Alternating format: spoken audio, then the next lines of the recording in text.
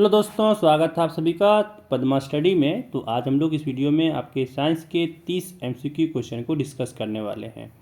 ठीक है, तो ये वीडियो काफ़ी आप लोगों के लिए इंपॉर्टेंट रहने वाला है, क्योंकि इसमें हम लोग एमसीक्यू क्वेश्चन को डिस्कस करेंगे जो आपके एग्जाम में आपको देखने को मिल सकता है। ठीक है, तो वीडियो शुरू करने से पहले कहना चाहेंगे कि वीडियो चैनल को सब्सक्राइब कर लीजिएगा, साथ ही वीडियो को लाइक भी कर दीजिएगा। चलिए वीडियो शुरू करते हैं। पहला क्वेश्चन इसमें दिया हुआ है कि किस दर्पण में वास्तविक फोकस होता है। ठीक है, तो इसका आंसर हो जाएगा पहला नंबर अवतल। अवतल दर्पण में जो होता है वो वास्तविक फोकस होता है। अगला सवाल देखिए, कह रहा है कि मोटर वाहन के सामने कौन सा दर्पण लगा होता है। तो इसका आंसर हो जाएगा दूसरा नंबर उत्तल। ठीक है, उत्तल दर्पण लगा होता है। अगला सवाल देखिए, कह रहा है यहाँ पे कि यदि एक लेंस की क्षमता -2 डायोप्टर है तो इसकी फोकस दूरी क्या है। तो देखिए कैसे निकालेंगे इसको। तो पावर हम लोग को दिया हुआ है -2 डायोप्टर। ठीक है, तो पावर का फॉर्मूला होता है 1/f, यानी यहाँ पे f निकालना था तो हो जाएगा 1/p। अब देखिए यहाँ हो जाएगा 1/p, तो दिया हुआ -2। ठीक है, भाग दिए, यहाँ पे हो गया -0.5। ये यहाँ पे हुआ मीटर में, ध्यान रखिएगा। तो सेंटीमीटर में बदलना है, तो भाई 0.5 को जब 100 से मल्टीप्लाई करेंगे तो ये सेंटीमीटर में बदल जाएगा और यहाँ से आ जाएगा -50 सेंटीमीटर। ठीक है, आंसर इसका हो जाएगा तीसरा नंबर। अगला सवाल देखिए, कह रहा है निम्न में से किस माध्यम का अपवर्तनांक अधिक होता है। तो इसका आंसर हो जाएगा 4 नंबर हीरा का। हीरा का जो होता है अपवर्तनांक वो सबसे ज़्यादा होता है। अगला सवाल देखिए, कह रहा है प्रिज्म द्वारा प्रकाश की कौन सी परिघटना घटती है। ठीक है, तो इसका आंसर हो जाएगा तीसरा नंबर वर्ण विक्षेपण होता है। ठीक है, तीसरा नंबर वर्ण विक्षेपण। अगला सवाल देखिए, कह रहा है जरा दृष्टि दोष किस प्रकार के लेंस द्वारा दूर किया जा सकता है। ठीक है ना, तो इसका आंसर हो जाएगा तीसरा नंबर ड्यूफोक्सी लेंस। ड्यूफोक्सी लेंस से इसको दूर किया जा सकता है। चलिए अगला सवाल देखिए, कह रहा है खतरे का निशान किस रंग का बना होता है। तो इसका हो जाएगा दूसरा नंबर लाल रंग। ठीक है, लाल रंग का बना होता है। अगला सवाल कह रहा है कि विभवांतर का एसआई मात्रक है। तो 8 का आपका आंसर हो जाएगा पहला नंबर वोल्ट। ठीक है, वोल्ट का होता है। चलिए अगला सवाल देखिए, कह रहा है यहाँ पे कि विद्युत परिपथ में धारा की माप के लिए किसका उपयोग किया जाता है ना। तो आपका यहाँ पे धारा की माप के लिए 9 नंबर का आंसर हो जाएगा आपका तीसरा नंबर अमीटर। ठीक है, तो विद्युत धारा जो मापा जाता है वो आपको अमीटर से मापा जाता है।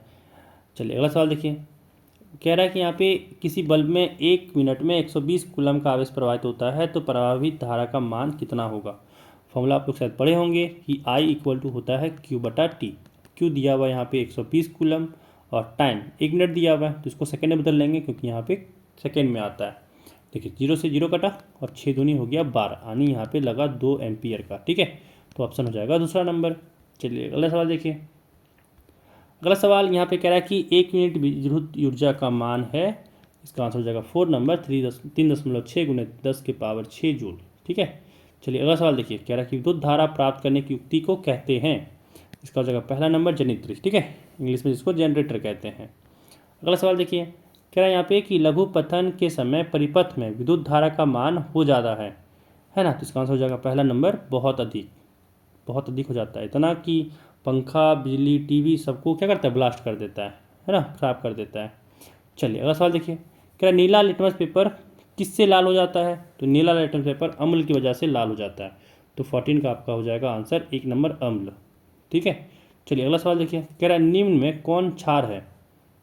ठीक है, इसमें हो जाएगा आपका चौथा नंबर NaOH। NaOH जो होता है वो क्षार होता है, क्योंकि ये भी एसिड, ये भी एसिड, ये NaCl, ये तो सॉल्ट हो गया है ना। तो यहाँ पे NaOH जो है वो आपका क्षार है, बेस है। अगला सवाल देखिए, कह रहा है कि जिप्सम का रासायनिक सूत्र है। तो इसका हो जाएगा दूसरा नंबर CaSO4 2H2O। चलिए अगला सवाल देखिए, अगला सवाल यहाँ पे कह रहा है कि समीकरण जो है वो CaCO3, इसको जब हम लोग हीट दिए, उष्मा दिए तो ये टूट गया CaO + CO2 में। कह रहा है ये किस प्रकार का विक्रिया है। तो देखिए यहाँ पे टूट रहा है, इसका मतलब वियोजन हो रहा है, वियोग हो रहा है, तो हो जाएगा इसका आंसर दूसरा नंबर वियोजन। अगला सवाल देखिए, कह रहा है जल के विद्युत अपघटन में कैथोड पर कौन सी गैस मुक्त होती है। ठीक है, तो इसका आंसर हो जाएगा 1 नंबर H2। अगला सवाल देखिए, कह रहा है उपचयन अपचयन अभिक्रिया का दूसरा नाम क्या है। तो इसका आंसर हो जाएगा तीसरा नंबर रेडॉक्स। रेडॉक्स अभिक्रिया दूसरा नाम होता है। अगला सवाल देखिए, कह रहा है निम्न में विद्युत का सर्वोत्तम चालक है। तो इसका आंसर हो जाएगा पहला नंबर कॉपर CO। ठीक है, कॉपर जो होता है वो विद्युत का सर्वोत्तम चालक होता है। अगला सवाल देखिए, क्या है गंधक 1। तो इसका आंसर हो जाएगा आपका दूसरा नंबर अधातु है। ठीक है, गंधक एक अधातु है।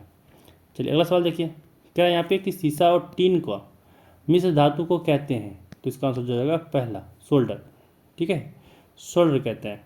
चलिए अगला सवाल कह रहा है कि CnH2n+2 किसका सामान्य सूत्र है, तो ये आपको हो जाएगा एल्केन का।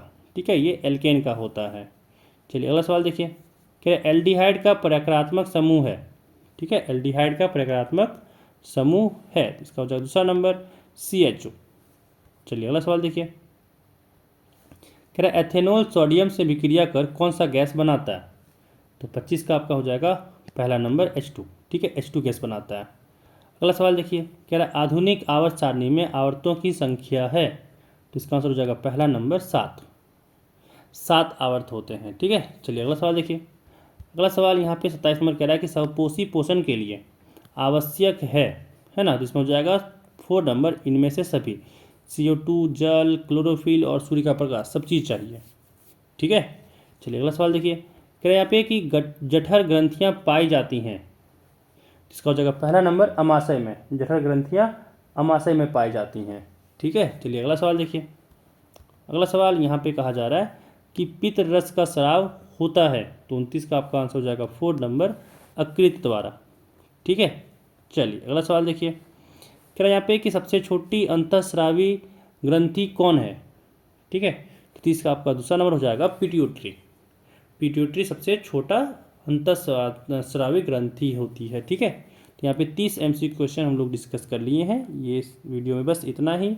फटाफट से चैनल को सब्सक्राइब भी कर लीजिएगा अगर अभी तक आपने सब्सक्राइब नहीं किया है तो, और साथ ही वीडियो को लाइक भी कर दीजिएगा। मिलते हैं अगले वीडियो में।